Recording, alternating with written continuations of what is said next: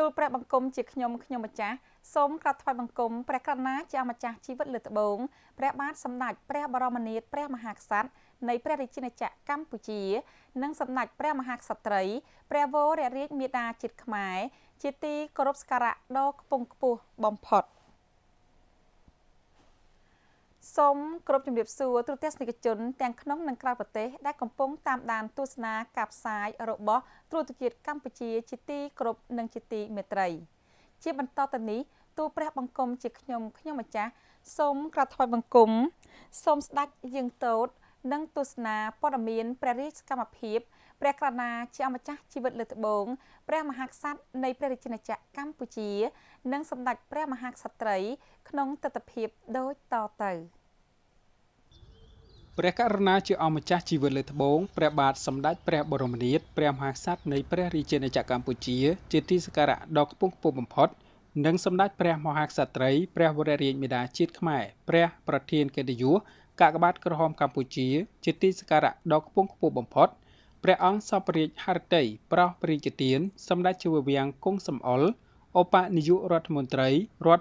ក្រសួងព្រះបរមរាជវាំងនិងជាអនុប្រធានអចិន្ត្រៃយ៍គណៈកម្មាធិការកណ្ដាលកាកបាទក្រហមកម្ពុជាជាតំណាងដ៏ខ្ពង់ខ្ពស់សម្ដេចគតិព្រឹទ្ធបណ្ឌិតប៊ុនរ៉ានីហ៊ុនសែនប្រធានកាកបាទក្រហមកម្ពុជាអមដំណើរដោយលោកជំទាវជាអនុប្រធានអគ្គហេរញ្ញិកព្រមទាំងឯកឧត្តមលោកជំទាវជាមន្ត្រីក្នុងក្រមប្រតិបត្តិរបស់កាកបាទក្រហមកម្ពុជាចូលក្រាបថ្វាយបង្គំគាល់ថ្វាយព្រះពរនៅព្រះមហាប្រាសាទខេមរិនក្នុងព្រះបរមរាជវាំងវេលាម៉ោង 10 ព្រឹកថ្ងៃទី 25 ខែឧសភាឆ្នាំ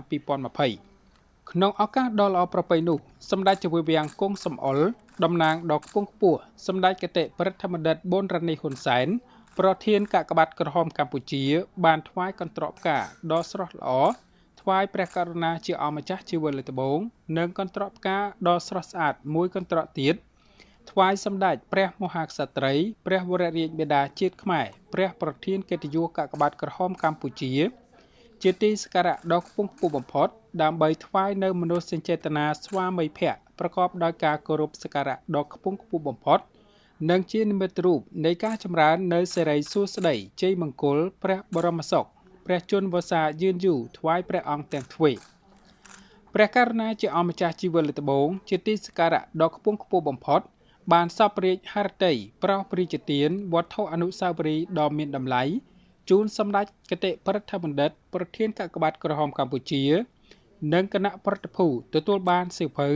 ស្ដីអំពីព្រះរាជសកម្មភាពសង្គមគិច្ចមនុស្សធម៌និងព្រះរាជសមិទ្ធផលជាព្រះរាជអំណោយដ៏ឧត្តុង្គឧត្តម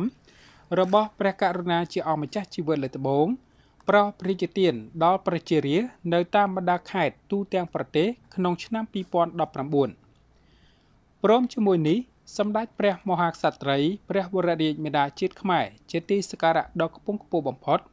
ប្រោសព្រះរាជទានវត្ថុអនុស្សាវរីយ៍ដ៏មានតម្លៃជូនសម្ដេចគតិព្រឹទ្ធបណ្ឌិតប្រធានកាកបាទក្រហមកម្ពុជាព្រមទាំងគណៈប្រតិភូទទួលបានសៀវភៅស្ដីអំពី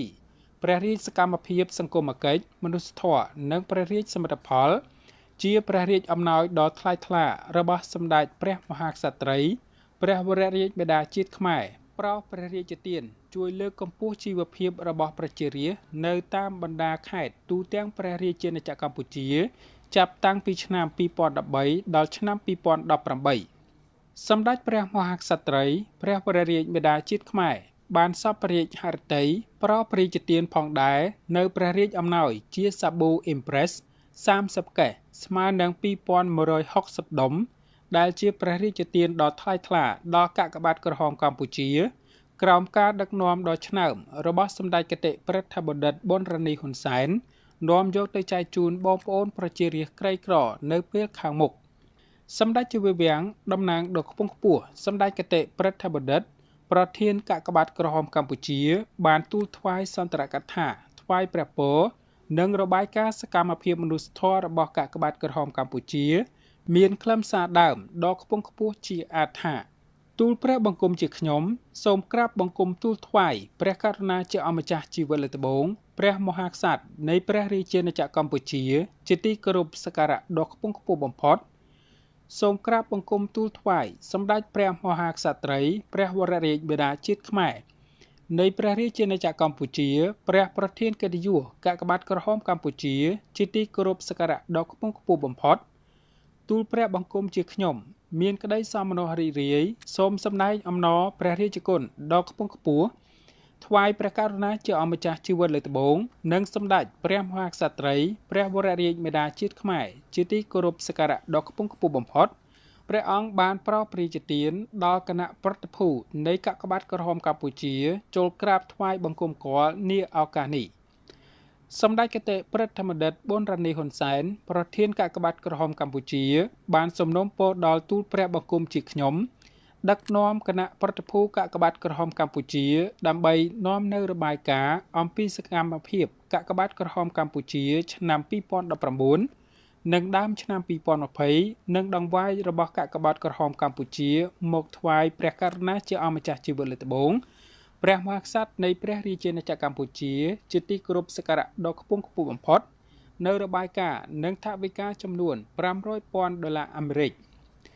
សម្ដេចព្រះមហាក្សត្រីព្រះវររាជបិតាជាតិខ្មែរជាទីគោរពសក្ការៈដ៏ខ្ពង់ខ្ពស់បំផុតនៅរបាយការណ៍និងថវិកាចំនួន$500,000អាមេរិក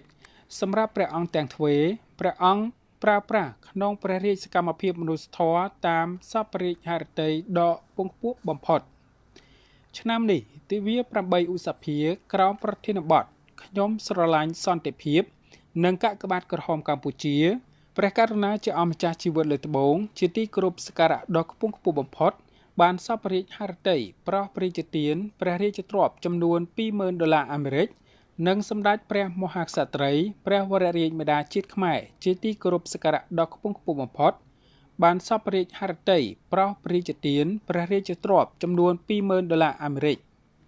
ទិវា8ឧសភាឆ្នាំនេះមិនអាចប្រារព្ធអង្គមេតិញប្រមូលផ្ដុំដោយរៀងរាល់ឆ្នាំបានឡើយដោយសាររងផលប៉ះពាល់ជំងឺ COVID-19 ក៏សប្បុរសជនជាតិអន្តរជាតិពីគ្រប់មជ្ឈដ្ឋាននៅតែបន្តឧបត្ថម្ភគាំទ្រទាំងថវិកានិងសម្ភារៈជាហូរហែរហូតមកដោយគិតមកដល់ថ្ងៃនេះនៅថ្នាក់កណ្ដាលទទួលបានថវិកាជាង$10 លានអាមេរិកនិងនៅតាមសាខាចំនួន21ទទួលបានថវិកាសរុបចំនួន$2,183,784 អាមេរិកក្នុងនាមសម្ដេចគតិព្រឹទ្ធបណ្ឌិតប៊ុនរ៉ានីហ៊ុនសែនប្រធានកាកបាទក្រហមកម្ពុជាទូលព្រះបង្គំជាខ្ញុំសូមព្រះបរមរាជានុញ្ញាតក្រាបបង្គំទូលថ្វាយព្រះរាជសព្វសាធុការពរបវរមហាប្រសើរ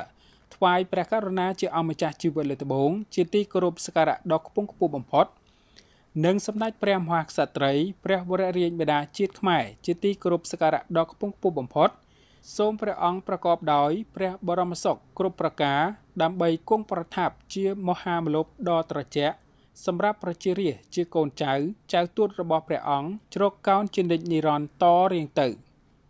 ក្នុងឱកាសដ៏វិសេសវិសាលនោះដែរសម្ដេចជាវាំងតំណាងដ៏ខ្ពង់ខ្ពស់សម្ដេចគតិព្រឹទ្ធបណ្ឌិតប្រធានកាកបាទក្រហមកម្ពុជាបានថ្វាយថវិកាជាដង្វាយរបស់កាកបាទក្រហមកម្ពុជាចំនួន$50,000អាមេរិកថ្វាយព្រះករុណាជាអម្ចាស់ជីវិតលើត្បូងជាទីសក្ការៈដ៏ខ្ពង់ខ្ពស់បំផុតនិងថវិកាចំនួន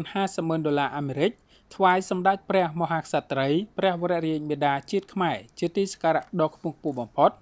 ដើម្បីថ្វាយនៅការចូលរួមដង្ហែតាមព្រះរាជសកម្មភាពសង្គមគិច្ចមនុស្សធម៌ដ៏ឧត្តមឧត្តមរបស់ព្រះអង្គទាំងទ្វេឲ្យសម្រេចទទួលបានមហាជោគជ័យដ៏ធំធេងបន្តទៀតជាមួយគ្នានេះសម្ដេចជាវាំងបានថ្វាយព្រះអង្គទាំងទ្វេផងដែរនៅរបាយការណ៍ស្ដីអំពីសកម្មភាពមនុស្សធម៌ដ៏ថ្លៃថ្លារបស់កាកបាទក្រហមកម្ពុជាខិតខំសម្រេចបានក្នុងពេលថ្មីកន្លងមកនេះ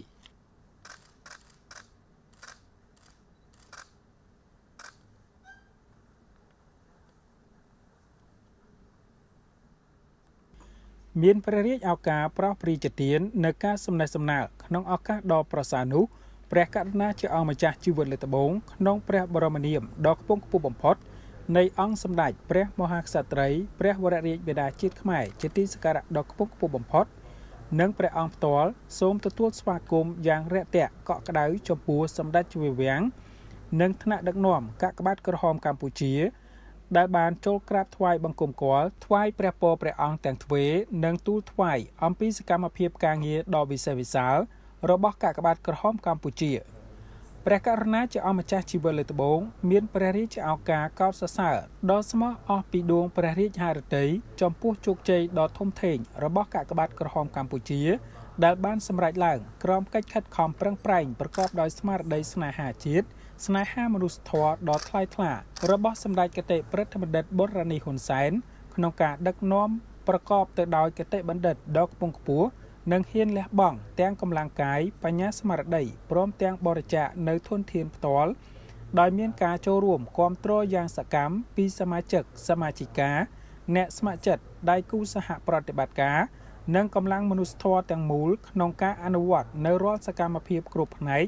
របស់កាកបាទក្រហមកម្ពុជាបានចម្រើនលូតលាស់ដោយឥតឈប់ឈរ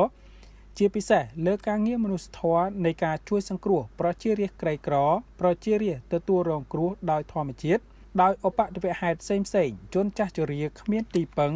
កុមារកំព្រាកុមារអនាថា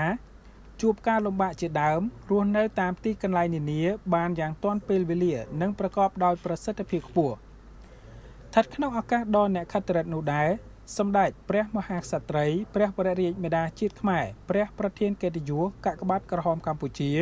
ជាទីសក្ការៈដ៏ខ្ពង់ខ្ពស់បំផុតព្រះអង្គសពរាជហឫទ័យមានព្រះរាជសវណ្ណីប្រោសព្រីជាទាននៅការសំណេះសំណាល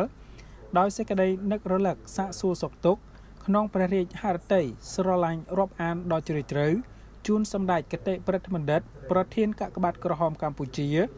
ព្រមទាំងលោកជំទាវឯកឧត្តមជាថ្នាក់ដឹកនាំសមាជិកសមាជិកាដ៏ឧត្តមឧត្តមរបស់កាកបាទក្រហមកម្ពុជាដែលមានវត្តមាននៅទីនេះព្រះអង្គមានព្រះរាជសវណ្ណីចូលរួមអបអរសាទរដោយសេចក្តីកោតសរសើរដ៏ស្មោះអស់ពីដួងព្រះរាជហឫទ័យថែមទៀតចំពោះសកម្មភាពកាកបាទក្រហមកម្ពុជាក្រោមការដឹកនាំដ៏ឆ្នើមនិងប៉ិនប្រសប់របស់សម្ដេចគតិប្រិទ្ធបណ្ឌិតប៊ុនរ៉ានីហ៊ុនសែនបានធ្វើឲ្យការងារគ្រប់ផ្នែកពិសេសការបំពេញបេសកកម្មមនុស្សធម៌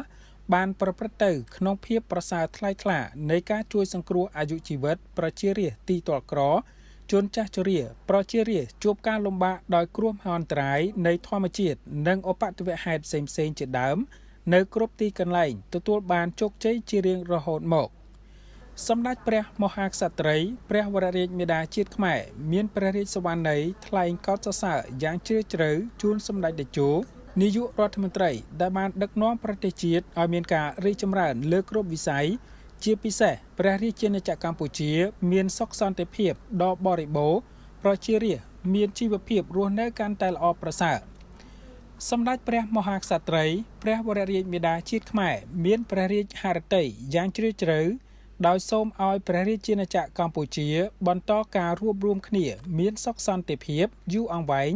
និងប្រទេសជាតិកាន់តែមានការរីកចម្រើនក្រោមការដឹកនាំរបស់សម្ដេចតេជោ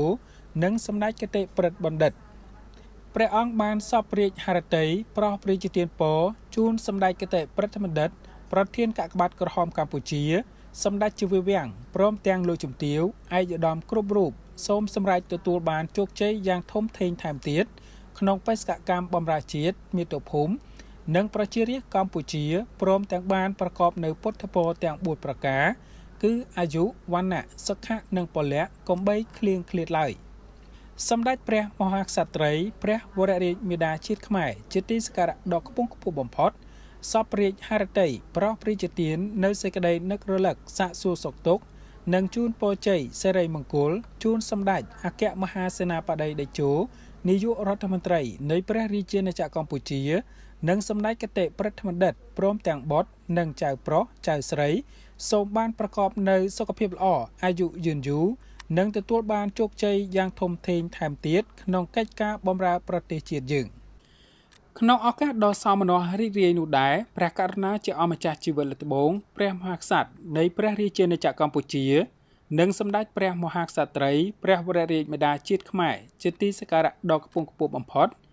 ព្រះអង្គសពរាជហឫទ័យប្រោសព្រះជាទាននៅការថតរូបទុកជាអនុស្សាវរីយ៍នៃទិវាប្រកបដោយអត្ថន័យដ៏ខ្ពង់ខ្ពស់នេះ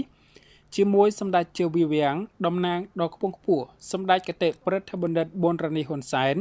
ប្រធានកាកបាទក្រហមកម្ពុជាលោកជំទាវគតិសង្ឃបណ្ឌិតខួនសូដារីអនុប្រធាន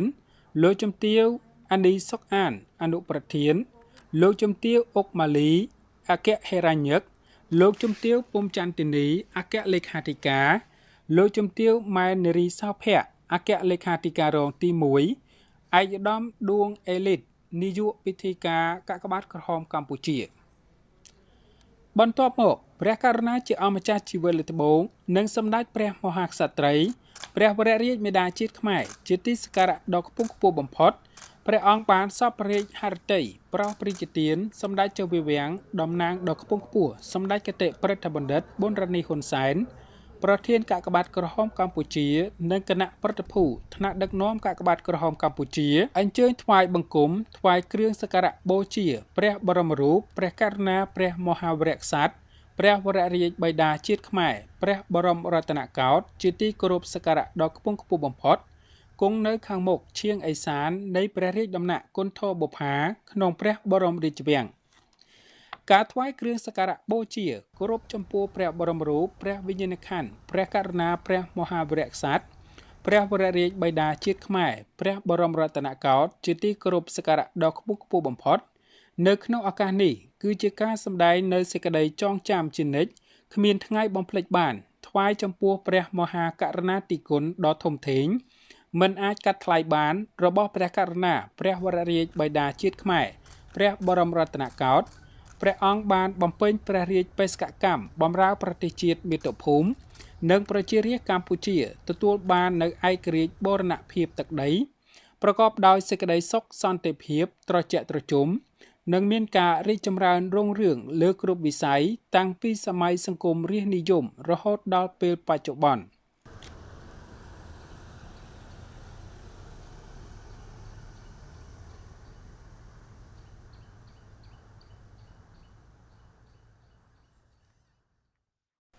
ទូរទស្សនិកជនជាទីគោរពព័ត៌មានព្រះរាជកម្មភាពរបស់ព្រះករុណាព្រះមហាក្សត្រនៃព្រះរាជាណាចក្រកម្ពុជានិងសម្ដេចព្រះមហាក្សត្រីព្រះវររាជមាតាជាតិខ្មែរក្នុងសេរីភាពសេចក្តីថ្លៃថ្នូរនិងសុភមង្គលដែលស្ដេចជាងទតនឹងទស្សនានៅពេលនេះចាប់តែប៉ុណ្ណេះទូលព្រះបង្គំជាខ្ញុំម្ចាស់សូមក្រាបថ្វាយបង្គំលានិងជម្រាបលា